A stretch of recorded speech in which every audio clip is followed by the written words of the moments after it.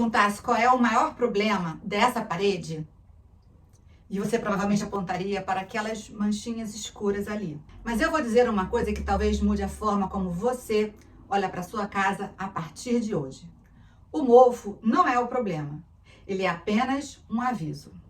Assim como a febre não é uma doença, ela apenas indica que alguma coisa deixou de funcionar como deveria. Com uma casa acontece exatamente a mesma coisa. Quando essas manchas aparecem, o edifício está revelando que existe um problema muito mais profundo. E hoje eu quero mostrar por quê. Mais importante ainda, eu quero mostrar por que limpar essas manchas quase nunca resolve o que está acontecendo. Vamos começar por uma ideia que costuma surpreender muita gente. O mofo não nasce na parede. Os esporos já estão aqui, no ar, na poeira, nas roupas, em praticamente todos os ambientes do planeta. Então, por que eles escolhem justamente aquele cantinho da parede?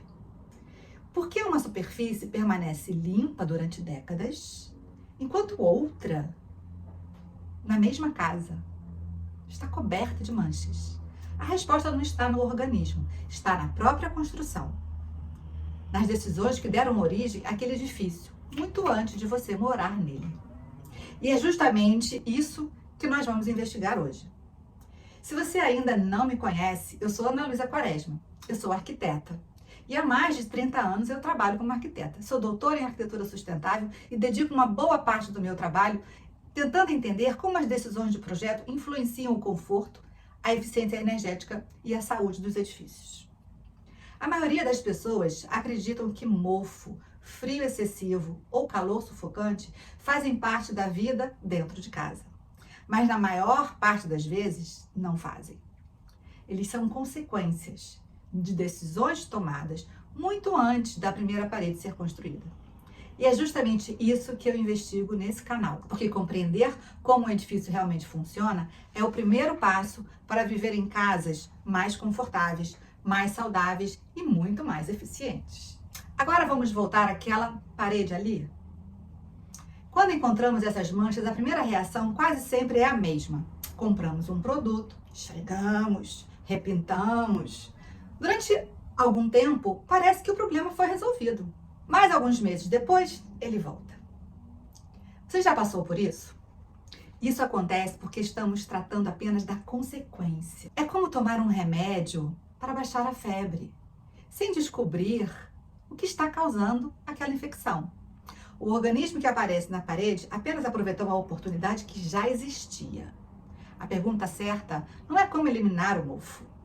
A pergunta certa é outra. Por que aquele trecho específico ali criou condições ideais para que esse mofo crescesse? O mofo não escolhe um lugar por acaso. Ele responde às condições que encontra, se existe água, temperatura adequada e tempo suficiente. Ele cresce. Se um desses fatores deixa de existir, ele simplesmente não consegue se desenvolver. Isso significa que essa história não começou no dia em que você encontrou aquela maldita mancha. Ela começou muito antes, e é exatamente aí que o projeto da casa entra nessa investigação.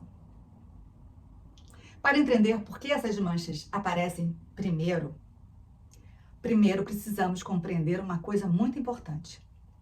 Elas não invadem a sua casa, elas já vivem nela. Nesse exato momento, milhões de esporos estão flutuando no ar ao seu redor. E isso é absolutamente normal. Não existe uma casa completamente livre de esporos. Então, por que eles não colonizam em todas as superfícies? Porque um esporo sozinho não faz absolutamente nada. Ele pode permanecer inativo durante meses, às vezes durante anos, esperando as condições certas. E essas condições precisam acontecer ao mesmo tempo. A primeira é alimento, e isso raramente representa um problema. A poeira, a tinta, a madeira, o papel do gesso cartonado. Quase tudo isso pode servir de nutriente. A segunda condição é a temperatura. E é aqui que existe uma coincidência interessantíssima. Eles crescem melhor entre 20 e 30 graus, praticamente a mesma temperatura que nós consideramos super confortável. A terceira condição é o tempo. Uma superfície que molha e seca rapidamente dificilmente sustenta uma colônia. A situação muda quando essa água permanece ali durante dias ou até semanas. Mas existe um quarto fator, o único realmente indispensável: a água. Sem água não existe colônia. E é exatamente aqui que nasce a pergunta que vai conduzir o restante desse vídeo. Não mais porque apareceu o mofo, mas sim da onde veio essa água. Quando eu faço essa pergunta, quase sempre ouço a mesma resposta: deve ser infiltração. E esse é um dos maiores equívocos quando tentamos diagnosticar uma casa. Nem toda parede molhada sofreu uma infiltração.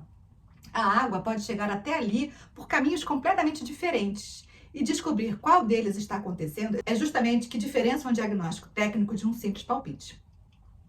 Na prática, existem 4 origens possíveis. A primeira é a chuva, atravessando uma cobertura, uma fachada, uma esquadria ou uma fissura. É a origem mais conhecida, mas está longe de ser a única. A segunda são os vazamentos, uma tubulação rompida, um sifão com defeito, uma ligação hidráulica mal executada. Nesses casos, a água vem da própria instalação. A terceira é a ascensão capilar. A água presente no solo sobe lentamente pelos poros dos materiais. E é por isso que algumas paredes começam a deteriorar exatamente junto ao piso. E existe uma quarta origem, provavelmente a mais conhecida de todas: a condensação. Sem chuva, sem cano furado, sem água subindo do solo, a própria água nasce dentro de casa. E é exatamente aqui que a história começa a ficar realmente interessante. Pode soar estranho, mas a água que alimenta aquelas manchas nem sempre entram de fora. Muitas vezes ela é produzida dentro da própria casa. Pense em tudo que libera vapor ao longo do dia: um banho quente, uma panela fervendo, uma chaleira, uma máquina de lavar, secando a roupa dentro de casa, no meio da sala. Todos esses dias colocamos litros de água no ar sem perceber. O vapor se mistura ao ambiente e enquanto o ar está aquecido, consegue-se manter essa água em forma de vapor. Mas existe um limite. Imagina um copo sendo enchido lentamente. Você pode continuar colocando água até chegar à borda. Depois disso, qualquer gota faz a água transbordar, certo? Com o ar acontece exatamente a mesma coisa. Chega um momento em que ele não aguenta, não consegue mais manter toda aquela água invisível. E o excesso volta ao estado líquido. É isso que acontece quando esse ar encontra uma superfície fria. Aquele canto da parede, a janela, o teto, ou qualquer outra superfície que tenha esfriado além do restante da casa. O vapor se transforma em pequenas gotas de água. Esse fenômeno chama-se condensação. Você já viu isso inúmeras vezes. No espelho do banheiro, quando você toma banho, na janela durante uma manhã fria, na garrafa gelada que acabou de sair da geladeira. A água não veio da parede, ela não saiu do vidro, ela já estava no ar. A superfície fria apenas fez com que o vapor mudasse de estado. E é justamente aqui que muitas pessoas acreditam ter encontrado a solução. Compra um desumidificador, liga o ar-condicionado ou deixa algum equipamento funcionando durante horas para retirar a umidade do ambiente. Esses equipamentos podem sim reduzir a umidade do ar. Em muitas situações, eles são importantíssimos. Eu não sou contra eles, mas eles não resolvem a causa do problema. Eles apenas controlam consequências. Pense da seguinte maneira: se um edifício precisa consumir energia todos os dias para evitar que apareça condensação, talvez o verdadeiro problema não esteja na umidade, esteja no próprio desempenho da construção. Uma arquitetura bem projetada deveria trabalhar a seu favor, não só bonita, mantendo as superfícies internas em temperaturas mais estáveis, reduzindo naturalmente as condições que favorecem a condensação e fazendo isso com o menor consumo possível de energia. Esse é o princípio da arquitetura de alto desempenho. Primeiro, o edifício resolve o problema. Os sistemas mecânicos entram apenas como apoio quando realmente são necessários, nunca como uma compensação permanente para decisões de projetos que poderiam ter sido diferentes. Porque quanto mais uma casa depende de equipamentos para funcionar, menos costuma ser a eficiência daquele edifício. Uma construção inteligente não é aquela que possui mais aparelhos, é aquela que precisa de menos aparelhos para oferecer conforto. E isso muda completamente a pergunta. Já não queremos saber apenas por que apareceu água. Queremos entender por que aquela superfície ficou fria. Porque nunca a superfície esfria por acaso. Ela esfria porque existe uma razão física para isso. E essa razão quase sempre começa muito antes do morador perceber qualquer problema. Quando essas manchas aparecem, é comum colocar toda a culpa na água. Mas a água sozinha não explica nada. A pergunta continua sendo exatamente a mesma. Por que aquele trecho ali ficou frio? Porque nenhuma superfície perde calor por acidente. Ela perde calor porque foi construída de uma forma que facilita essa perda, ou porque o projeto não conseguiu evitá-la. É exatamente aqui que a arquitetura entra na história.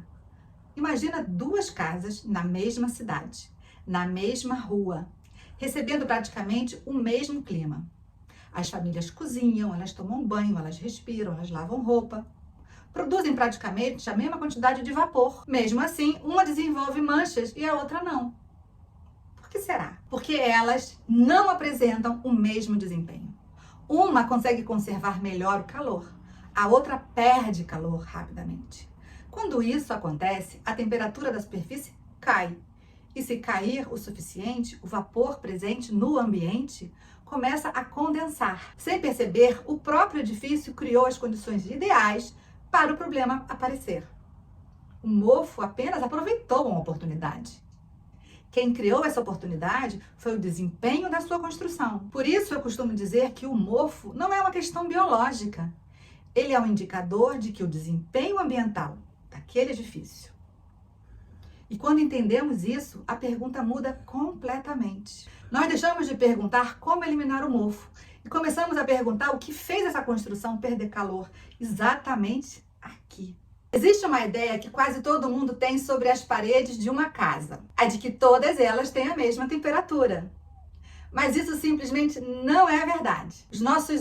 Aos nossos olhos, as paredes parecem uniformes. Mas, do ponto de vista térmico, ela é um verdadeiro mapa. Algumas regiões permanecem mais quentes, outras muito mais frias. E são justamente esses pequenos pontos frios que costumam se transformar no primeiro endereço do seu mofo. Repare onde essas manchas costumam aparecer. Nos cantos, ao redor das janelas, perto do teto, atrás do armário. Nós encontramos entre paredes. Isso não acontece por acaso. Esses pontos costumam perder calor mais rapidamente que o restante da construção. E quanto mais calor eles perdem, mais frios ficam. E quanto mais fria fica aquela superfície, maior é a possibilidade de ocorrer condensação. E quanto mais tempo essa água permanece ali, maior é a probabilidade de uma colônia se desenvolver. Percebe o que significa? Aquela mancha está mostrando exatamente onde o edifício apresenta um desempenho inferior. Ela funciona como um mapa que revela por onde o calor está escapando. Existe um nome técnico para muitos desses pontos. São pontes térmicas. Já ouviu falar? São regiões onde o calor encontra um caminho mais fácil para sair da construção. E quando isso acontece, a superfície interna esfria. A condensação aparece. E algum tempo depois, o mofo revela aquilo que já estava acontecendo havia muito tempo. Percebe a sequência? Primeiro o calor escapa, depois a superfície esfria e depois o vapor condensa. Só então o mofo aparece. O mofo nunca é o começo da história, ele é sempre o último capítulo. Quando ouvimos a expressão projeto de arquitetura, normalmente pensamos na planta, na fachada, na distribuição dos ambientes, na estética, nos materiais. Mas existe uma camada de projeto que quase ninguém vê. E é justamente essa camada que define se uma casa vai ser confortável ou passará anos tentando compensar problemas que poderiam ter sido evitados com sistemas mecânicos. É nela que se decide o isolamento térmico, a orientação solar, a ventilação natural, o sistema construtivo, os materiais, as janelas e, principalmente, como todos esses elementos trabalham juntos. Essas decisões parecem pequenas quando estão no papel, mas são elas que determinam quanto calor a casa perde e quanto de calor ela ganha. E quanto essa energia será necessário para gastar durante toda a vida útil daquele edifício. Uma casa de alto desempenho não elimina o mofo. Ela elimina as condições que permitem que ele apareça. Ela mantém temperaturas mais estáveis, reduz a condensação, favorece a ventilação natural, controla melhor a umidade e faz tudo isso utilizando primeiro a inteligência do projeto. Os equipamentos continuam tendo o seu lugar. Eles podem complementar o conforto, isso é óbvio. Podem responder a situações específicas, mas nunca deveriam ser a principal estratégia para corrigir um problema que nasceu lá no projeto. Porque toda vez que precisamos gastar energia para compensar uma deficiência da construção, estamos aceitando um edifício menos eficiente do que ele poderia ter sido. A verdadeira sustentabilidade não está em instalar mais equipamentos, placa solar. Está em precisar de menos equipamentos para alcançar o mesmo conforto. Essa é a diferença entre uma construção comum e uma construção inteligente. Da próxima vez que você encontrar uma mancha escura na parede, não pergunte imediatamente como eu elimino isso. A pergunta é outra. Por que exatamente esse ponto criou condições para que esse maldito fungo acontecesse? Essa pequena mudança de pergunta transforma completamente a forma de olhar para uma casa. Porque aquilo que parece apenas um problema de limpeza, na verdade, pode ser o sintoma visível de um edifício que não está funcionando da maneira como deveria. Pode ser uma ponte térmica, pode ser condensação, pode ser falta de ventilação, pode ser um isolamento suficiente ou uma combinação de todos esses fatores juntos.